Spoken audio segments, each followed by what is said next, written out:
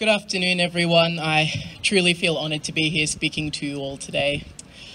I would like to tell you about my grandfather, Peter Bonsall-Boone. Some of you may know of Bon, but for those who don't, Bon was an exceptional man who did many exceptional things whilst making some exceptional sacrifices. Bon and his partner Peter started their relationship in 1966. They shared the first same-sex couple kiss on Australian television in 1972. And Bon lost his job because of it. Earlier this year, Bon passed away, unable to marry the man that he loved for over 50 years.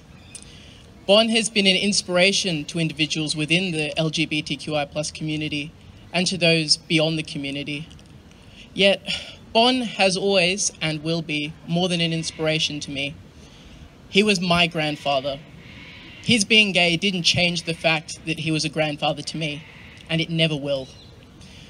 As a 16-year-old Australian, according to the current Marriage Act, under unusual or exceptional circumstances, as well as with my parents' consent and a court's authorization, I, a 16-year-old boy, can marry. Yet, my grandparents, who have been in an objectively beautiful and loving relationship for 50 years, could not. Our current government would rather let a minor marry than allow a same-sex marriage to take place. Our current government would let me marry before they would let me vote or even participate in this marriage survey. But if my partner were to be another man, they would regulate me to a second-class citizen status and deny me the possibility. This right is given to minors, yet is kept an impossibility to an entire community of people just because of who they love. This government distributes human rights amongst communities in a way that ignores equality, but instead suits its own preferences and agenda.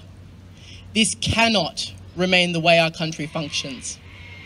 I do not want my country to be one that considers my grandfathers lesser than myself.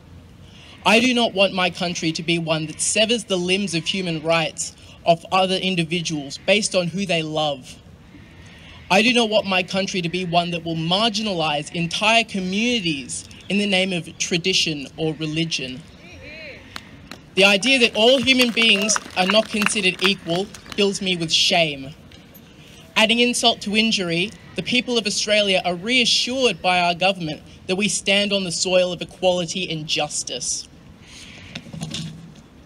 Some might say that the criminality of our nation only manifests itself in the words and ideals of our politicians. Those who live this fantasy need to walk in the streets and join the rest of us in this dark reality. Everyone, no matter who they are, wants to be a good person in one way or another. Some people may go as far to say that they are a good person. Some might have different definitions and criteria for a good person, but let me share with you one of my criteria points. A good person would believe in equality for all and would actively attempt to ensure that all are met with equality. Is that something a good person would do? If this is the case, then all those who believe they are truly good people would stop at nothing to ensure that the LGBTQI+ community would receive the same human rights as everyone else, yes? Yes. And with so many good people in Australia, the LGBTQI+ community should have been given the right to marry a long time ago.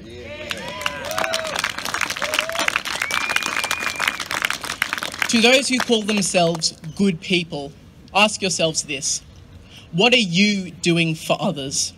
To those who say they are good people, yet stand idly by as an entire community of people is denied a human right, I say this to you. Stop lying to yourselves. Stop lying to the rest of us.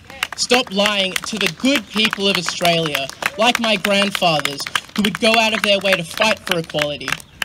How can you call yourselves a good person if you don't defend the rights of others? It is not the community that you marginalise that is stopping the country from moving forward. It is the ignorant, the privileged, and the self-righteous that are putting a ball and chain on the foot of our society, stopping us from moving forward towards a future that sees us all as equals. Until that ball and chain is removed, until people become good, until people take this opportunity to say yes to an equal society, we are trapped in place. How much longer must we wait until we all make the choice for a better change? How many more couples like my grandfather's must wait half a century unable to marry? How many more people must die as second-class citizens until we change our ways, until we stop living under the false title of the lucky country? But don't just let me tell you what to do or how to make change. If you truly believe you are a good person, you will know what to do. You will know what is right. Show the rest of them what good really means and vote yes for marriage equality.